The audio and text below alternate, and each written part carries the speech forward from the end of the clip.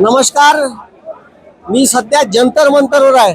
लाठीचार्ज झाल्यानंतर दुसरा दिवस. ह्या तो आपल्या नागपूरचा पोरगा आहे, ज्याच्यावर 25 पोराने एकाच वेळेस लाठीचार्ज केला तरी भगत सिंगासारखा उभा होता.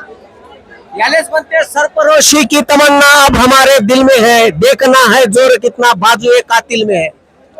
म्हणजे 25 पोलिसांना मारलं तरी माघार घेतली नाही, दटून राहिला. एवढे मारले, एवढे सोटे मारले. तुला कुठं मारलं हे? म्हणजे पुऱ्या शरीरावर खालतून डोक्यापर्यंत. तू कुठं कुठं म्हणजे गेला आता? हे केरला हाऊसच्या पहिले बॅरिगेड होता. हा. तिथं मी एक गाडी होती जी आमची साऊंडची गाडी, जिथे अभिजित उभा राहणार होता. ते गाडी आली तर ते मला मेसेज द्यायचा होता की ही गाडी पोहोचली आहे इथे. हे मेसेज द्यायसाठी मी तिथे थांबलो होतो की ही गाडी इकडे आली का मी मेसेज देऊन देईन. तर त्यासाठी मी थांबलो होतो. ते पोलीसवाल्यांनी माझ्यावर आणि या कोर टीमचा मेंबर होता. मी कोर टीमचा मेंबर आहे आणि 25-30 लोकांनी मला मारलं तिथे. तुझा व्हिडिओ आणि त्यांनी शिवी काढ करू करू मारलंय. शिवी काढ काय केली? आता ती शिवी एवढी खंदी आहे की मी बोलू नाही शकत. मारे म्हणजे बहिणीची शिवा तू. अरे काही त्याच्यात मारणाऱ्या गुंडे सुद्धा होते. ठीक आहे, काही लोकांच्या नेमप्लेट खोट्या होत्या, म्हणजे नेमप्लेटच नव्हत्या. मास्क होतं, पायात चप्पल होती, सिव्हिल ड्रेसवर होते. म्हणजे असे लोक तिथं गुंडे होते. गुंडे RSS BJPचे गुंडे आहेत ते. अरे नागपुरात काय करताय RSS BJP? हटवा आणलंय भाई. तुमच्या पोरांच्या मृतदेहावर उभे आहे ते लोक. समाजकारण नाही करत आहे, राजकारण करत आहे. हे पोडे शिकून राहिले. बंद करा यांचं हे ढोंगी. अरे आपलेच लोक इकडं कुठल्याही पदाचे आला भाकऱ्यांच्या आमिष पदाचे यांचे पद हे स्वीकारा नको रे. तुम्ही आपल्या समाजातल्या पोरांच्या मृतदेहावर काल लाठीचार्ज केल्यानंतर ठीक आहे, हे पोराच्या चपला इथं आणून ठेवले आहे. ठीक आहे, ज्या पोरायला लागलं ते चपला टाकून जसे होते तसे पळाले. हे त्याचा फोटो आहे. ठीक आहे, म्हणजे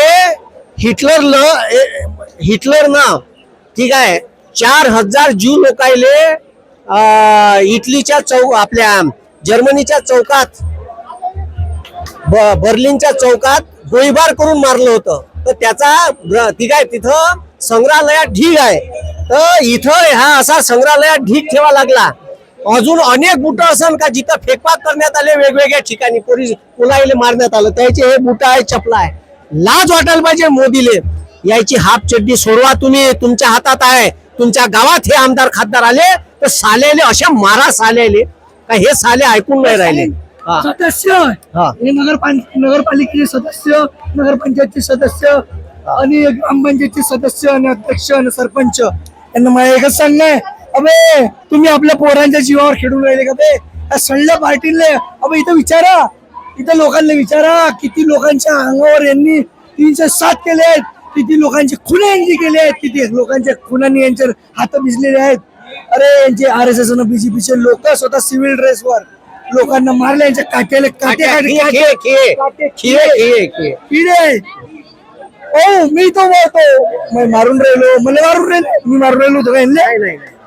तुम्ही मला एक गोष्ट सांगा, तुम्ही मारून बी राहिले तर इच्छा खालता मारू शकता. इथं कोण मारते बे? अपराधाली ना मारत कोणी, अपराधाली ना मारत. इथं परत डोके फाडत परी मारलं. किती लोकांचे मृत्यू झाले, यांना किती लोकांना मारून टाकलं. इथं 300-200 गुन्हेगार आहेत. किती लोक, किती मुलं मृत्युमुखी पडले याच्यात याचा काही आकडा नाही आहे. कोण्या हॉस्पिटलला नेले माहित नाही आहे. अरे पुष्कळ लोक कुठं गेले, का गेले, कोणत्या नालीत पडले त्याचा अंदाज नाहीये. अरे 302 सारखे गुन्हे दाखल करा नरेंद्र मोदीवर, अमित शहावर. आणि याचा कोणताच अधिकार नाही. भारतीय संसद मध्ये इथे उभे पाय ठेवायचा हे काळ्या प्रकारचे लोक आहेत. मी म्हणतो यांच्या सगळ्यांचा राजीनामा घ्या आणि संसद बरखास्त करा. मारला देशद्रोहाचा गुन्हा, कोणत्या जेलात टाकायचा. आणि चंद्रशेखर बावनकुळे मी त्याच्यासोबत डिसेंबर पर्यंत काम केलेलं आहे. तो म्हणते हे राजकारण करून राहिले. आता आम्ही का पॉलिटिकल पार्टी आहो का?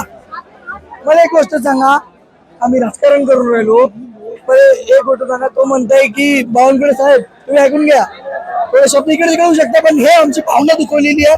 आमच्या पोरं मेले, तुमच्या पोरांना मेले, नाव घेऊन बोलू शकतो, नाव घेऊन बोलू शकतो ना. भाजीवाला मेला, नाव घेऊन बोलू शकतो बावनकुळे साहेब. अरे मला सांगा, पेपर तुम्ही म्हणता पेपर लीक पहिले अगोदर होते ते आजी माई पहिले बी होती, आता नाहीये. तुम्ही आज मंत्री आहात, उद्या नारायण हा, समजा ना. सत्ता येईल आम्हाला सत्ता जाईल. आम्ही त्यासाठी इथं उभा आहो ना, का पहिले जे झालं ते नाही झालं पाहिजे म्हणून इथं उभं होतो. पुन्हा संसद बरखास्त करा. आम्हाला हे असे नेते संसद पाहिजे. आपण बरखास्त करू चालायचे. हे भारतीय जनता पार्टीचे गुंडे, हे टेररिस्ट ऑर्गनायझेशन आहे. हे टेररिस्ट ऑर्गनायझेशन आहे. हे पाठी दाखवून नाही चपला. आणि याच्यापेक्षा अत्यंत चपला बाहेर पडू नये. कोण लोक कटरामध्ये पडू नये. कोण कुठं आहे? मागे तुम्ही पाहू शकता आमची सुद्धा हे माझ्या हिथल्याच एका प्रोटेस्टरची त्यांनी मला चप्पल दिली की बाबा, पोराच्या बॅगा होत्या इथं, बॅगा गिजा सगळ्या फेकपात केल्या. फोटो आम्ही कामठीचे लोक निषेध करतो. आणि माझे जेवढे नातेवाईक आहे, मी सांगतो, मी एका आलो असेल एका जातीचा, पण मी मला एक गोष्ट सांगतो, जातीचा नाही, भारतासाठी लढा. आणि माझ्या सगळ्या लोक, माझ्या सगळ्या रिश्तेदारांची मला एकच बोलणं आहे की हे आपल्या कामठीमध्ये उखाडून फेकायले.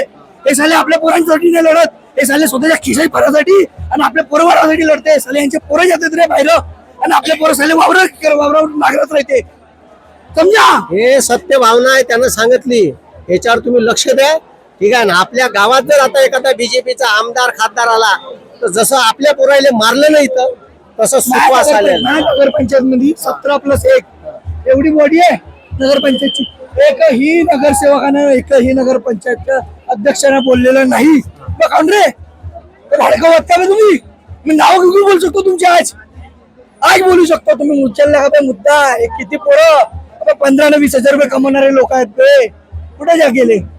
आता मी आपल्या भाषेत बोलत आहो, कारण की मला वाटतं माझ्या पोरं, माझ्या भाऊ किंवा माझ्या आजूबाजूतले लोक या गोष्टीला रिलेट करा का 15-20 हजार रुपये कमवते यार. जे नगरसेवक आहे बीजेपीचे, जे कोणी पदाधिकारी आहे किंवा अजून अधिकारी असन सत्तेतले, हे सर्व लोक जे आहे यायचेही पोरं आहे.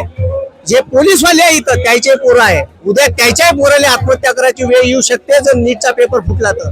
आणि तुमच्या भविष्यासाठी लढत आहे आम्ही, ठीक आहे. हे लक्षात ठेवा. त्याच्यामुळे लाठीचार्ज करायच्या पहिले विचार करायला पाहिजे होता, ठीक आहे. किती काय कोणी ऑर्डर दिला तर या देशात तुमचा स्वाभिमान काय म्हणते, कायदा काय म्हणते हे नाही. ठीक आहे.